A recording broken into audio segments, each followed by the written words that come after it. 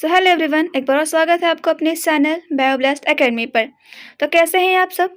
मैं ऐसा करती हूँ आप सब एकदम स्वस्थ हैं, मस्त हैं और अपने पढ़ाई में व्यस्त हैं। तो आज का हमारा दो टॉपिक है। पहला है एमनियोसेंटेसिस, जिसे हम लोग हिंदी में बोलते हैं उल्पेधन, ठीक है। और दूसरा है हमारा एमटीपी, जिसे बोलते हैं मेडिकल टेस्ट प्रेगनेंसी। ये दोनों ही टॉपिक बहुत ही इंपॉर्टेंट है, क्लास 12 बोर्ड एग्जाम्स के लिए बहुत ही ज़्यादा महत्वपूर्ण है, ठीक है। तो आप इस वीडियो को पूरा अंत तक देखिए और इसको अच्छे से एकदम डायग्राम से हम लोग देखेंगे, अच्छे से याद भी हो जाएगा ये वीडियो के दौरान ही, ठीक है। तो चलिए वीडियो को स्टार्ट करते हैं। लेकिन उससे पहले अगर आप चैनल पर नए हैं तो प्लीज़ आप चैनल सब्सक्राइब कर दीजिए, ताकि जब भी मैं वीडियो अपलोड करूँ तो आप तक सबसे पहले उसका नोटिफिकेशन जाए, ठीक है। चलिए स्टार्ट करते हैं बिना टाइम वेस्ट किए। तो सबसे पहला टॉपिक है हमारा उल्बेधन, यानी कि एमनियोसेंटेसिस। तो लेकिन हम क्या करेंगे कि इस थियोरी को देखने से पहले हम लोग पहले डायग्राम से देख लेते हैं कि आखिर एमनियोसेंटेसिस क्या होता है। क्या है कि जब हम लोग डायग्राम से देखते हैं तो हमारे माइंड में वो चीज़ पूरा अच्छे से फिट हो जाता है, ठीक है। हमारा माइंड थियोरी कम और पिक्चर को ज़्यादा कैप्चर करता है। ओके, तो चलिए देखते हैं। तो जैसे कि आप यहाँ देख पा रहे हैं कि एक गर्भाशय है, ठीक है। और गर्भाशय के अंदर क्या होता है? बच्चा होता है, यानी कि बेबी होता है, ठीक है। तो आप ये देखिए, ये जो भ्रूण है उसके चारों तरफ क्या है? एक द्रव है, उस द्रव को क्या बोलते हैं? Amniotic fluid. जिसमें बच्चा रहता है, जिस थैले में, उसमें एक भ्रूण जैसा, उसमें एक फ्लूइड जैसा रहता है, कह सकते हैं कि तरल पदार्थ होता है। उसका नाम है क्या? Amniotic fluid. जो एमनियोटिक फ्लूइड होता है वो बहुत ही हेल्प करता है बहुत कुछ जानने में, ठीक है। हम एमनियोटिक फ्लूइड से डॉक्टर लोग क्या करते हैं कि जो एमनियोटिक फ्लूइड होता है उसको इंजेक्शन से क्या करते हैं, वो लोग निकाल लेते हैं, ठीक है। मोस्टली इसका यूज क्यों होता है? तो सिर्फ इसका यूज इसलिए होता है कि बच्चे में कोई डिजीज़ तो नहीं है, ये जानने के लिए, ठीक है। जैसे कि अनुवांशिक रोग बहुत सारे होते हैं, जैसा कि sickle cell anaemia, down syndrome, ऐसे बहुत सारे डिजीज़ हैं जिससे हम पता लगा सकते हैं इस फ्लूइड से। तो आखिर इस फ्लूइड में होता क्या है कि जिस हम ये सब पता लगा लेते हैं। तो देखिए, जो बच्चे के अंदर है, यानी कि जो बच्चे का सेल है, यानी कोशिका है, उसी कोशिका से फ्लूइड भी बना होता है, ठीक है। तो जो बच्चे के अंदर रहेगा वो इस फ्लूइड के अंदर रहेगा। ओके, तो हम इससे क्या करेंगे? अनुवांशिक रोगों का पता लगा सकते हैं। लेकिन क्या हुआ कि इसका यूज जो है गलत तरीके से होना शुरू हो गया, ठीक है। इंडिया वाले या फिर अदर कंट्रीज के भी लोग हैं, तो जो इसका यूज है ना वो गलत तरीका से करने लगे।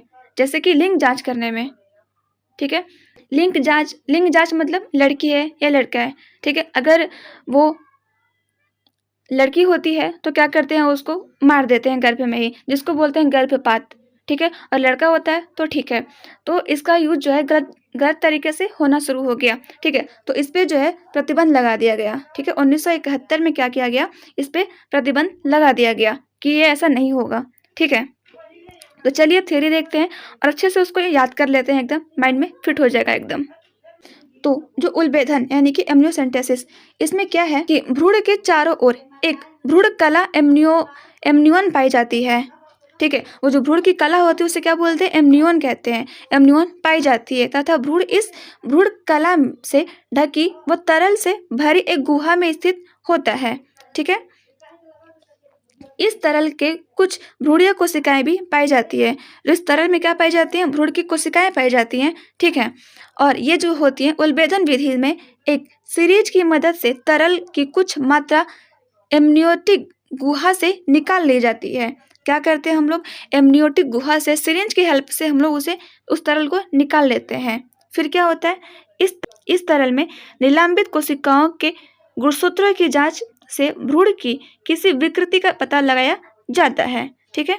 चूंकि यह जांच गुणसूत्र पर आधारित है, यानी कि अनुवांशिक रोगों की हम लोग जांच करते हैं, अतः इसमें भ्रूण के लिंग की पता भी लग सकता है, ठीक है। इससे क्या हो सकता है? भ्रूण का लिंग का पता भी हम लोग लगा सकते हैं, ठीक है। इस तकनीक का भ्रूणीय लिंग की जांच तथा कन्या भ्रूण हत्या में प्रयोग किया गया, ठीक है। कुछ समय बाद जो है इसका यूज किस लिए किया जाने लगा? तो कन्या भ्रूण हत्या में किया जाने लगा, ठीक है। अतः अब इस विधि पर प्रतिबंध लगा दिया गया है, ठीक है। यह परीक्षण प्राय गर्भकाल के 16वें से 18वें सप्ताह में किया जाता है, ठीक है। अब ऐसा नहीं है कि हम लोग इस प्रक्रिया को हर 9 महीने तक कर सकते हैं, नहीं। तो सिर्फ इसका जो है 16वें से 18वें सप्ताह तक हम लोग कर सकते हैं, यानी कि 4 महीने तक हम इसका टेस्ट करा सकते हैं एमनियोसेंटेसिस का। ओके, तो ये था हमारा एमनियोसेंटेसिस। अब हम लोग आते हैं अपना दूसरा टॉपिक, जो कि है सगर्भता की चिकित्सा समापन, जिसको इंग्लिश में बोलते हैं एमटीपी। और इसका फुल फॉर्म और बच्चे इसका फुल फॉर्म पूछता है मोस्टली कि एमटीपी का फुल फॉर्म क्या है। ठीक है, आपको 2 नंबर में पूछ सकता है कि एमटीपी का फुल फॉर्म क्या है, तो आप ध्यान से इसे सुन लीजिए, क्योंकि आपको इंग्लिश में लिखना होता है, हिंदी में नहीं। ठीक है, लिख सकती है हिंदी में भी, बट इंग्लिश ज़्यादा अच्छा रहता है। तो इसका जो होता है मेडिकल टेस्ट प्रेगनेंसी, क्या होता है? Medical test pregnancy. ओके, तो चलिए देखते हैं इसमें क्या है। तो इसमें है गर्भावस्था पूरी होने से पहले ही दंपति की इच्छा से गर्भ को खत्म करने की प्रक्रिया को क्या कहते हैं? चिकित्सा सगर्भता समापन या प्रेरित गर्भता कहा जाता है। इसका मतलब क्या है कि ये अनचाहा गर्भ होता है। ठीक है, कि जो दंपति है वो चाहते नहीं है कि बच्चे को जन्म दे। ठीक है, लेकिन क्या होता है कि बाय चांस गलती से हो जाता है। ठीक है, तो उसको हटाने के लिए क्या किया जाता है? एमटीपी किया जाता है। ओके, आगे क्या है कि सगर्भता चिकित्सीय समापन को भारत सरकार ने विशेष परिस्थितियों में ही वैध माना है। ठीक है, अब ऐसा नहीं है कि बाई चांस हो गया तो आप हर दम करा सकता है कोई, नहीं, सिर्फ ये जो है कुछ स्थिति में ही करा सकते हैं लोग। ठीक है, तो हरदम एमटीपी नहीं कराया जा सकता है।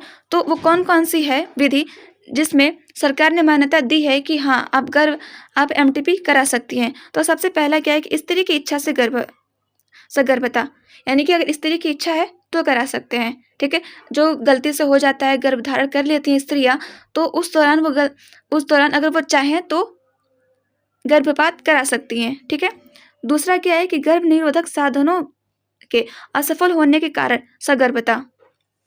ठीक है, क्या होता है कि निषेचन के बाद स्त्री जो है गर्भ धारण कर लेती है। ठीक है, लेकिन फिर वो चाहते हैं दंपति कि नहीं, अभी नहीं चाहिए हमें बच्चे, तो वो जो है गर्भ निरोधक साधनों का यूज करते हैं। जैसे कि बहुत सारी गोलियां हैं मार्केट में, सहेली है और बहुत सारी गोलियां हैं जिसका यूज करते हैं। ठीक है, लेकिन उसके यूज के दौरान भी वो सफल नहीं हुआ, यानी कि फिर भी अभी वो गर्भ धारण की हुई है, तो उस समय वो एमटीपी करा सकती हैं। ठीक है, तीसरा क्या है कि अनचाहा गर्भधारण। वही बात है कि मतलब बाई चांस हो गया, अनचाहा हो गया, तो उसको हटाने के लिए किया जा सकता है। और सबसे लास्ट वाला है बलात्कार, यानी कि कोई रेप वगैरह केस में किसी लड़की ने गर्भ धारण कर लिया है, तो उस केस में एमटीपी कराया जा सकता है। ठीक है, लेकिन बेटा एक भी क्या है कि गलत तरीके से लोग कराने लगे, तो उसके लिए क्या हुआ कि भारत सरकार ने एमटीपी के दुरुपयोग को रोकने के लिए सन 1971 में एमटीपी को कानूनी स्वीकृति प्रदान कर दी थी। ठीक है, इसी कारण लिंग परीक्षण पर रोक लगाया गया, कन्या भ्रूण हत्या पर भी नियंत्रण बनाया। ठीक है, और प्रथम तिमाही तक गर्भपात कराना सुरक्षित है। ठीक है, प्रथम तिमाही तक यानी कि 1 से लेकर 3 महीने तक गर्भपात करा सकते हैं। ठीक है, यानी कि 12 से 14 महीने तक गर्भपात हो सकता है, यानी कि एमटीपी हो सकता है। ठीक है, उलबेधन और एमटीपी दोनों ही बहुत इंपॉर्टेंट टॉपिक है और एक दूसरे से वो लोग लिंक भी करते हैं। कैसे करता है देखते हैं। तो देखिए हमने क्या देखा उलबेधन में, कि जो होता है उलबेधन में कि हम लोग जांच करा सकते हैं। उलबेधन से क्या करते थे लोग? जांच करा लेते थे, किसका? लिंग का।